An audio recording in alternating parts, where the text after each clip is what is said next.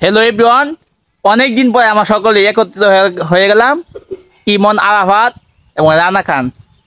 মানে গরমে ঈদের পরে যে গরম, মানে গরু যে শরীরে গরম এবং প্রাকৃতিক যে গরম, মানে গাম শুধু এই কারণে আমরা আম গাছ তলে নিচে, আম গাছের নিচে মানে প্রাকৃতিক এত বাতাস ঠান্ডা, মানে দক্ষিণ থেকে বাতাসটা আসে। আরাফাত কি বলে?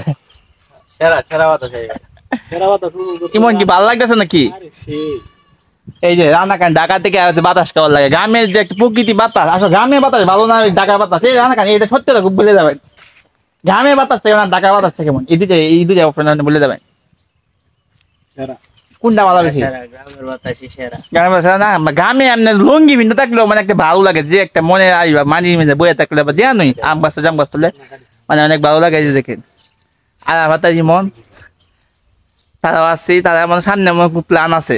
এই দেখেন সবসময় ঘোরাফেরা করে। সকলে ভালো থাকবেন, সুস্থ থাকবেন, দেখা হবে পরবর্তী কোন জায়গা।